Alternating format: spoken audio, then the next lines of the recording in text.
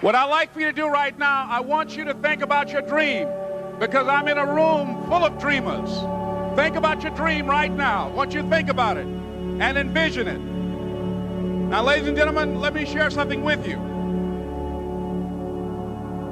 I do not believe that any of us have dreams that were not given to us for the purpose of accomplishing those particular dreams. And I want to share something with you that has changed my life. I started out, as was indicated by Jack, it's very humble beginnings. I don't know what that dream is that you have. I don't care how far-fetched it might appear to be. I don't care how disappointing it might have been as you've been working toward that dream. But here's what I know, that dream that you're holding in your mind, that it's possible. Let's say that together, please. Say, it's possible. See, sometimes we can't say, I can do that. But what we can say, that it's possible that I can have my dream as we run toward it, as we work on it day in and day out.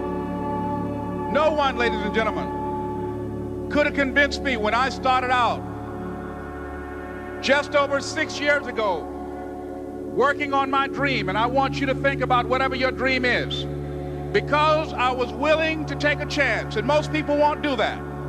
Most of the people that you talk to try and bring them into the business, these are not risk takers. Most people have done all that they're ever going to do. They raise a family, they earn a living, and then they die.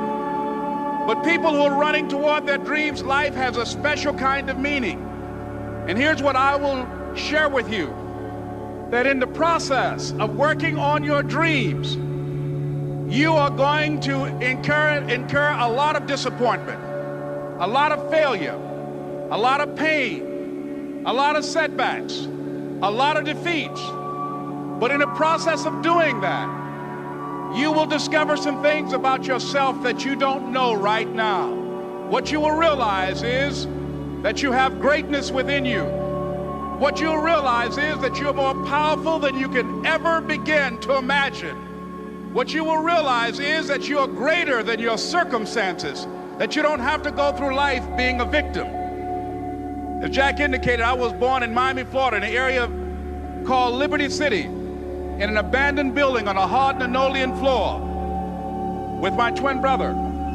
We were 6 weeks of age. We were adopted. When I was in 5th grade, I was identified as EMR, labeled educable, mentally retarded, put back from the 5th grade into the 4th grade, and stayed in that category until I got out of high school. I don't have any college training, but I met a high school teacher who one day changed my life. I was waiting on another student, and when he came in, he said to me, "Young man, go to the board and write what I'm about to tell you." And I said, I can't do that, sir. He said, "Why not?" I said, "I'm not one of your students." He said, "It doesn't matter, follow my directions now." I said, "I can't do that, sir." He said, "Why not?" I said, "Because I'm educable, mentally retarded." And he came from behind his desk and he looked at me. He said, "Don't ever say that again. Someone's opinion of you does not have to become your reality."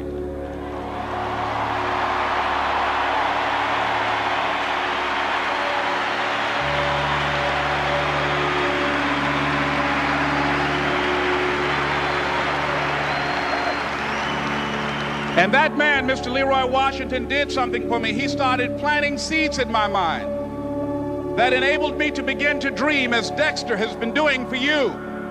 And ladies and gentlemen, I started working on my dream. And most people don't work on their dreams. Why? For many years I didn't. One is because of fear. The fear of failure. What if things don't work out? And the fear of success. What if they do and I can't handle it? The other thing is that most people, ladies and gentlemen, they get comfortable. They stop growing, they stop working on themselves, they stop stretching, they stop pushing themselves, and they end up becoming very cynical about life, and they throw in the towel on themselves, on their families, and on their dreams. And the other thing is that most people don't feel worthy. What I'm doing now, I could have been doing years ago. But because I did not have a college education, because I didn't believe in myself, Because I allowed other people's opinion of me to control my destiny, I didn't act on my ideas. So I applaud you for your dreaming, for your running toward your dream. I applaud you for believing in yourself, because that's what life is about, stretching and challenging, looking for ways that you can begin to improve yourself. And ladies and gentlemen, as a result of stretching out, of acting on my dream, and I don't know what that dream is for you, I can tell you that it's possible. No one could have convinced me that after just over 6 years, I will have my own book entitled Live Your Dreams. Just over 6 years, I will have 5 specials on public television. Just over 6 years, I've done motivational speaking for AT&T, Procter & Gamble, McDonald's Corporation, Xerox, IBM. Just over 6 years. I will now have my own talk show that will premiere on Monday, Labor Day. I'm saying to you, your dream is possible. Your dream is possible. But not only is it important that you believe and begin to know that it's possible for you to live your dream as you run toward it, but I've done something that I want to share with you called Choosing Your Future. In fact, I've developed a set of tapes talking about how to begin to create your own reality by choosing your future. And not only is it important for you to know it's possible for you to choose your future, but it's necessary that you work on yourself, that you develop yourself. It's necessary that you get the energy drainers out of your life, people who don't want anything, people who are not striving, people who are not challenging themselves, people who aren't growing, people who have stopped dreaming. It's necessary that you align yourself with people and attract people into your business who are hungry, people who are unstoppable and unreasonable, people who are refusing to leave life just as it is and who want more. My mother used to say, birds of a feather flock together. If you run around with losers, you will end up a loser. It's necessary that you get the losers out of your life if you want to live your dream.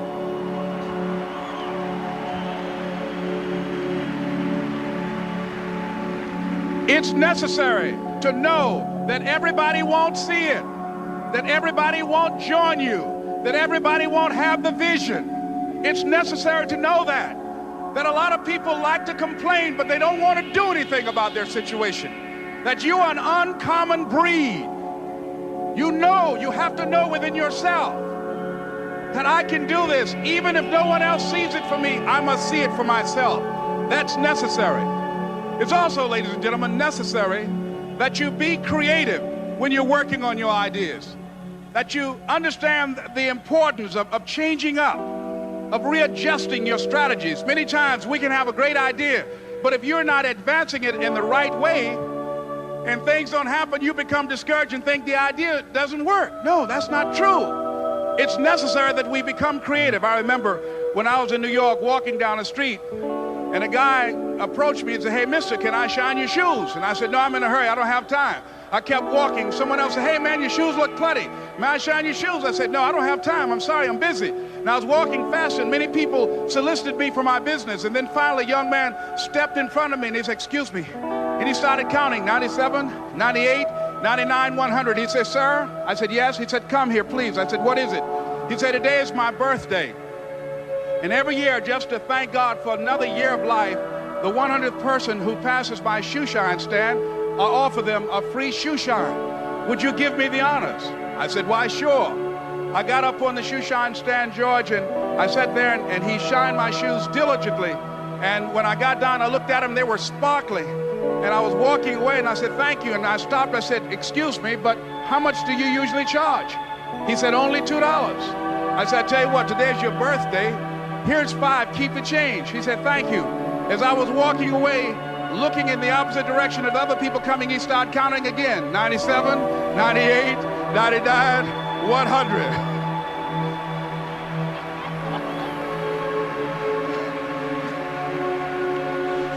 It's necessary that you be flexible, that you are always thinking of how can I improve this better. This is a customer-driven economy.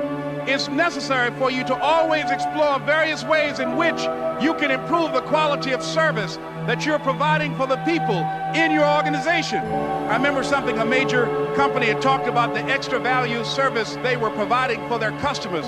And the lady who had the news conference summarized it this way.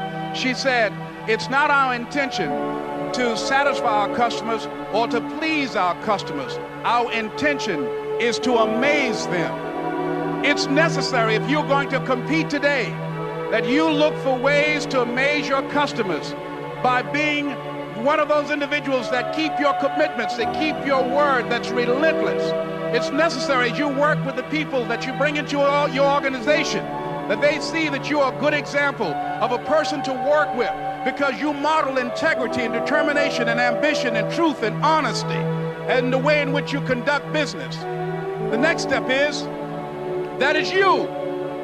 That is you. That no one can do it for you but you.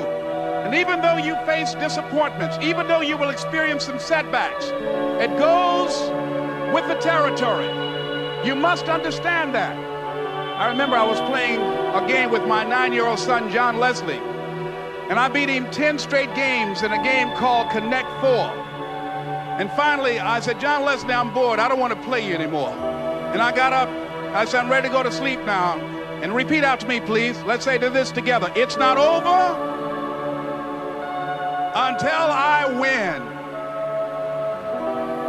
John Leslie said, "No, you can't go now, Dad." I said, "Why?" He said, "It's not over until I win." That was his attitude. We sat down and we played several other games. And finally, after the 11th game, John Leslie won, and he got up and he yawned. And he said, "I'm ready to go to sleep now." And I'm saying to you, what if all of us took that attitude after we face a rejection and a no, or we have a meeting and no one shows up, or somebody say, "You can count on me," and they don't come through? What if we have that kind of attitude? The car's repossessed. Nobody believes in you. You've lost again and again and again. The lights are cut off, but you're still looking at your dream, reviewing it every day, and say to yourself, "It's not over until I win."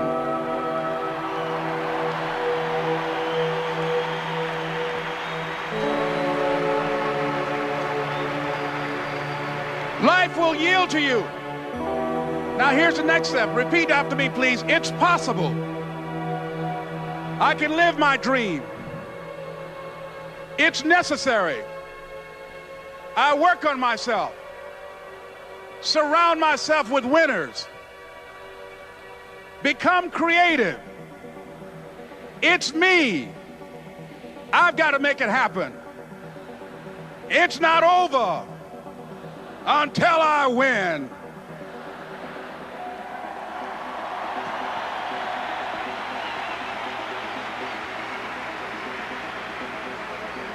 The next thing that's important to know, yes, it's possible that you can choose your future and direct the course of your life as you run toward your dream. It's necessary that you have goals, that you write those goals down, that you plan, that you think constantly of how you can begin to improve what it is that you're doing. If it's your presentations, if it's your recruiting skills, whatever that is, it's also necessary that you look for ways to always find a way to pull it out when everybody else thinks that you are defeated. That you've got to take personal responsibility to know that in order to become successful, you've got to make it your personal business to do it. But the next thing, ladies and gentlemen, I want to share with you that some of you already know that it's hard. It's not easy. It's hard changing your life. It was hard when just over 3 years ago in the Penobscot building in Detroit, Michigan, where I was operating my business, and I fell on some hard times, and I was sleeping in my office. It was hard coming into the lobby, and the security said, "Excuse me, Mr. Brown, can we see you for a moment?" And I said, "Yes." And I walked up to the counter, and he gave me an envelope. And he said, "Would you mind reading it here?" And I opened the envelope, and the envelope was from management that said, "This is an office tower. It's not a hotel. Please do not sleep in your office." And I said, "Excuse me, sir." I said, "I just work long hours." in creating my business. I'm an entrepreneur. And right now, things are bad for me. But they're not going to be this way always. And I just asked for the opportunity to continue to operate like I'm doing. I'm not trying to make this my home.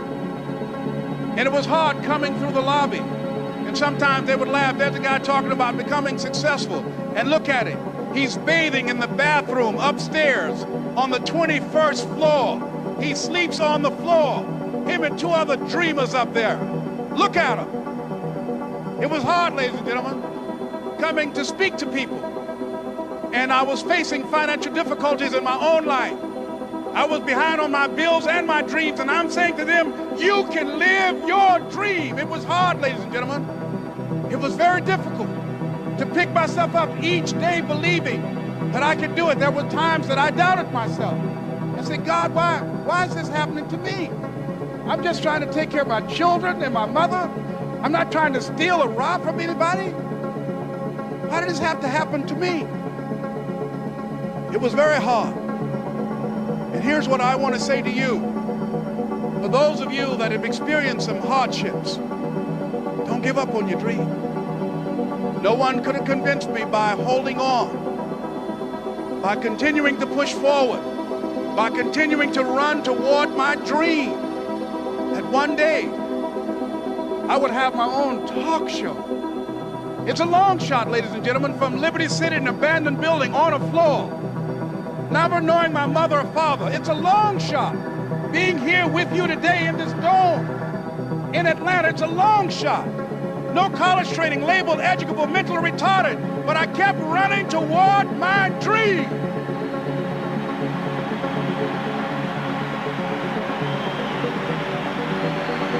Don't stop.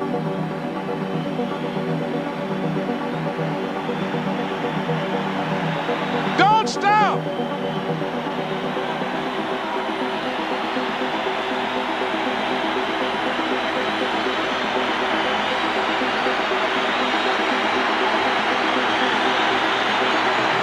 Don't stop running toward your dream.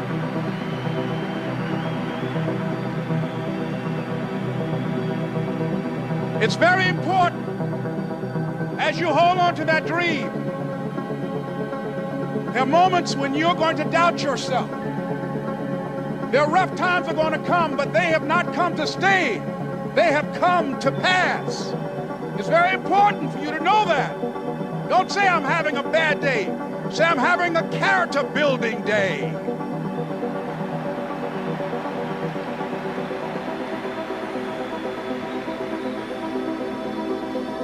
It's very important for you to believe that you are the one to make this happen. I remember this high school teacher, Mr. Leroy Washington, at the end of school one June, it was just a few days before we were supposed to leave, and I just got my report card, and it indicated that I'd failed history, and I'd failed English, and I would have to go to summer school. And I was feeling within myself that I was a failure, that I'm slower than most people in getting paperwork, and I was feeling down on myself and very negative. And Mr. Washington was giving a speech to the graduating seniors, and I was in 11th grade. And even though I wasn't supposed to be in there, I went in there because the speech he was giving, that speech was for me. And as he talked, my heart began to beat fast.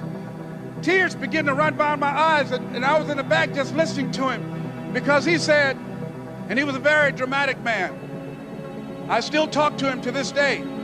He said, as graduating seniors of Booker T. Washington High School, I want you to know that you're blessed and highly favored, and that as you go toward the future, begin to know that you have greatness within you. And if just one of you here begin to envision yourselves as being blessed and highly favored to reach your goals, if just one of you capture the essence of what that means, that you have greatness within you and a responsibility to manifest that greatness, that you can make your parents proud, you can make your school proud, you can touch millions of people's lives, and the world will never be the same again. because you came this way. And the students gave him a rousing standing ovation. And as he left the auditorium, I ran down the steps and I caught him in the parking lot. I said, Mr. Washington? He said, yes. I said, do you remember me, sir? He said, no. I said, my name is Leslie Brown. My mother, she works in the cafeteria here. I'm one of the twins, Leslie and Wesley. I said, Mr. Washington, but you know, I got these big dreams. I like talking to people. I love people. I said, I want to work with people, and I got this dream of buying my mama a home. Could I do that, Mr. Washington? He said, it's possible, Mr. Brown. And as he walked away, I called him again. I said, Mr. Washington? He said, what do you want now? I said,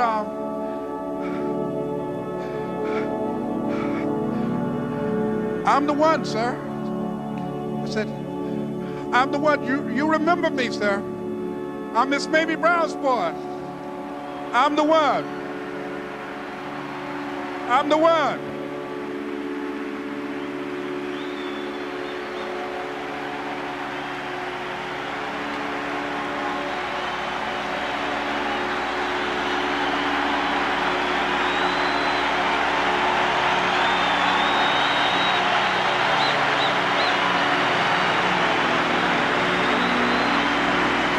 And you must feel that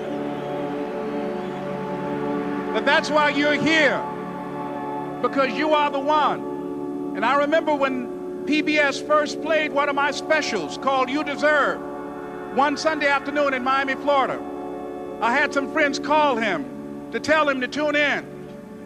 And he watched the program. He called me in Detroit, and I answered the phone. I said, hello. He said, may I speak to Les Brown, please? I said, who's calling? He said, you know who this is. I said, oh, Mr. Washington, it's you. He said, you were the one, weren't you? I said, yes, sir. He said, and you were so crazy. I said, I know, but I'm rich now.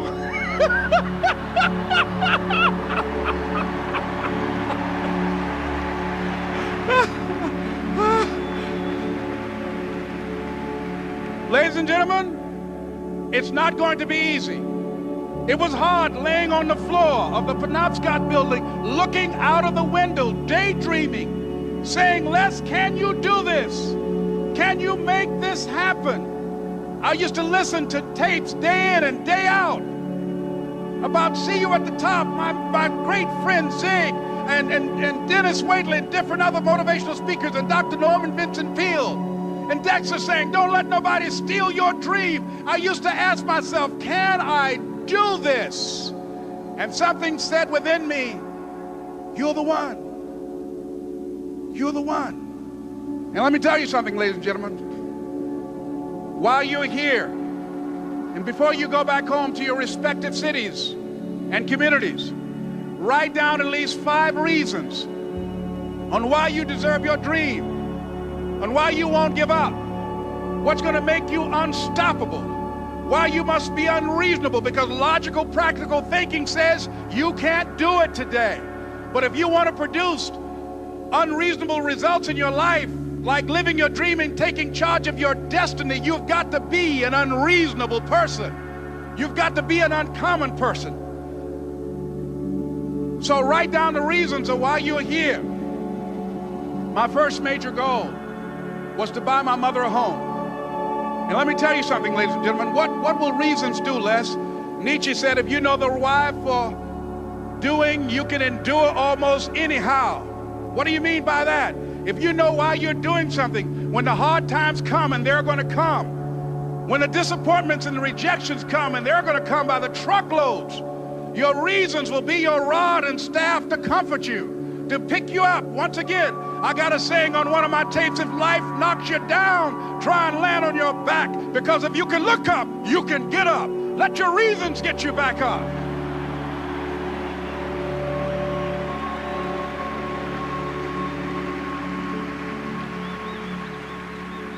I remember when I bought the home for my mother, and she came out of the car. When I opened the door, I said, Mom, I think I know these people in this house. That was my first major goal. And then I couldn't conceal it anymore. I said, Mom, I got this for you. And as she went from room to room, looking at the house and saying, thank you, Jesus. Thank you, Lord. No one ever could have convinced me that this could have happened to me. And she looked at me and she said, Leslie, and you caused me so much problems as a boy. You were always into stuff.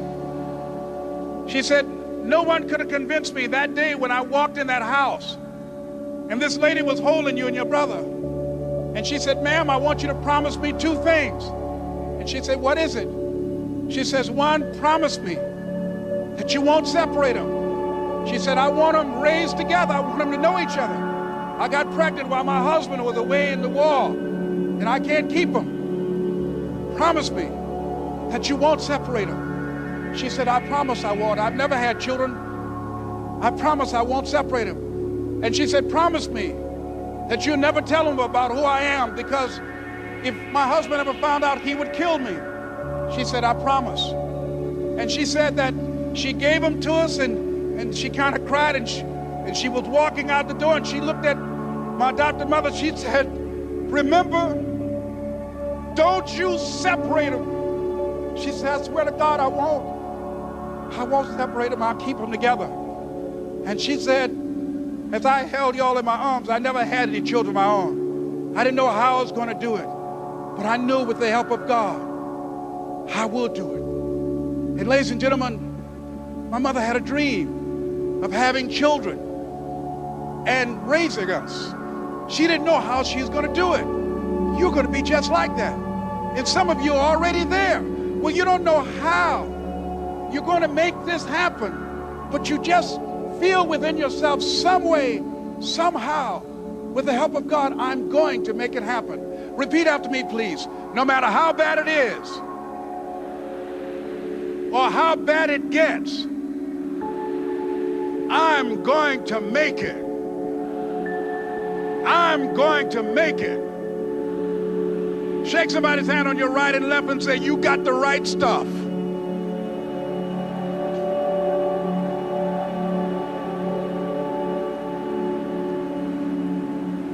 So yes, it's possible for you to live your dream. It's necessary that you associate with winners, that you work your system, that you are relentless, that you never give up. It's you. You've got to take personal responsibility. You've got to make it your personal business to make it happen. And you've got to resolve within yourself that I can do this, that it's hard, but you've got to say, I'm the one. I'm the one to make this happen. I'm the one to become successful in this business. As you work to help other people to become successful, that feeds your success. But you know it's going to be hard, but find out what will make it worth it for you. I told Mr. Washington I wanted to become a disc jockey. Someone asked me to tell this story. And he said, Les Brown, he said, if you want to do anything worthwhile in life, you've got to be hungry. And so I started working to develop myself. He said, I want you to practice every day being a disc jockey. I said, but I don't have any job now. He said, it doesn't matter. He said that it's better to be prepared for an opportunity and not have one than to have an opportunity and not be prepared. So every day I was working to develop myself. And that's what you must do. And as I was working to develop myself, I applied for a job as a disc jockey, WMB, in Miami Beach. I went to a guy named Milton Butterball. I said, how you doing, Mr. Butterball? I'd like to get a job as a disc jockey. He looked at me, he said, you have any broadcast background? I said, no, sir, I don't. You have any journalism background? I said, no, sir, I don't. He said, we don't have any jobs available. I said, yes, sir. I went back to Mr. Washington and I told him. He said, don't take it personally. He said, most people are so negative, they will have to say no 7 times before they say yes. He said, go back again. So I went back again. I said, how you doing, Mr. Butterball? My name is Les Brown. He said, I know what your name is. What do you want? I said, I'd like to know whether or not you have any jobs as a disc jockey, sir. He said, didn't I just tell you yesterday we didn't have any jobs? I said, yes, sir, but I know whether or not somebody got laid off or somebody was fired, sir. He said, no one was laid off or fired. Now get on out of here. I came back the next day. Hello, Mr. Butterball, how are you? He said, fine, what do you want now? I said, I'd like to know whether or not you got any jobs, sir. Didn't I tell you the last 2 days we didn't have any jobs? I said, yes, sir, but I don't know whether or not somebody got sick or somebody died, sir. He said, no one got sick or died. Now don't come back here and throw me out again. I came back the next day like I was seeing him for the first time. I said, hello, Mr. Butterball, how are you? He looked at me with rage. He said, go get me some coffee. I said, yes, sir.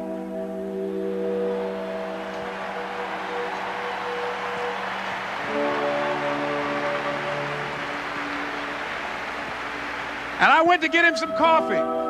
After a while, I would give their lunch and dinner, and I would go in the control rooms and take the disc jockeys their food, and I would not leave until they would ask me to leave.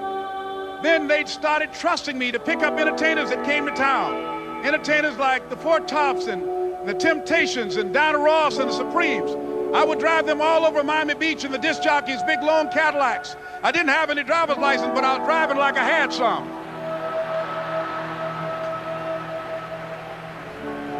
And one day, one Saturday afternoon, while I was at the radio station, a guy named Rock was drinking while he was on the air.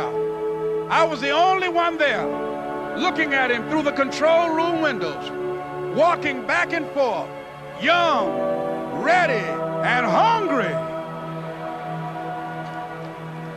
I was saying, drink, Rock, drink. Drink, Rock. I'd have gone to get him some more if he'd asked me to.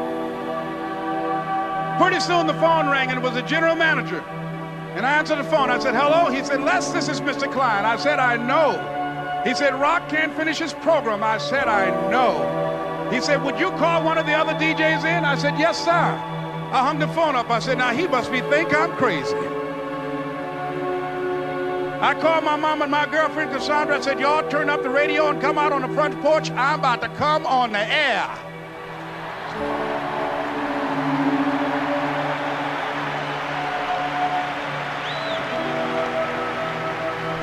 I waited for about 20 minutes, and I called him back. I said, Mr. Klein, I can't find nobody. He said, young boy, do you know how to work the controls? I said, yes, sir. He said, go in there and don't say nothing here. I said, yes, sir. I couldn't wait to get behind those controls. I put on an old Stevie Wonder record called Fingertips. I sat down behind that turntable. I said, look out, this is me, LB, Triple P. Les Brown, your platter playing Papa. There were none before me, and there will be none after me. Therefore, that makes me the one and only. Young and single and love to mingle, certified, bona fide, indubitably qualified to bring you satisfaction, a whole lot of action. Look out, baby, I'm your love man. I was hungry. I was hungry. You gotta be hungry.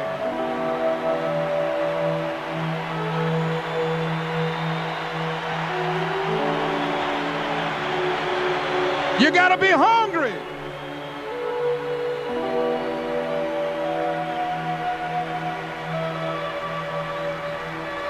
So, ladies and gentlemen, if you want to make your dream become reality, the people that are running at their dreams know that it's possible that you can live your dream, that it's necessary, that you're relentless, that you have a plan of action, that you are creative. The people that are living their dream are finding winners to attach themselves to. The people that are living their dreams are the people that know that if it's going to happen, it's up to them. And they're resolving within themselves, it's not over until I win. The people that are running after their dream know they're going to have hard times. They keep on running because they're saying within themselves, I'm the one. No matter how bad it is or how bad it gets, I'm going to make it. The people that are running after their dreams are the people that are hungry. Shake somebody's hand on your right and left and say, you got to be hungry.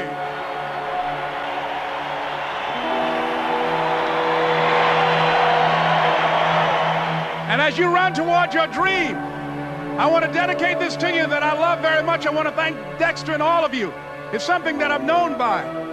It's on our tapes called Choosing Your Future, and it says simply this, that if you want a thing bad enough to go out and fight for it, to work day and night for it, to give up your time, your peace, and your sleep for it, if all that you dream and scheme is about it, and life seems useless and worthless without it, And if you gladly sweat for it and fret for it and plan for it and lose all your terror of the opposition for it, and if you simply go after that thing that you want with all of your capacity, strength and sagacity, faith, hope and confidence, and stern pertinacity, if neither cold poverty, famish or gulf, sickness or pain or body and brain can keep you away from the thing that you want, if dogged and grim you besiege and beset it, with the help of God you'll get it. This is Mrs. Mamie Brown's baby boy, Leslie Calvin Brown, saying it's been a plumb pleasing pleasure as well as a privilege.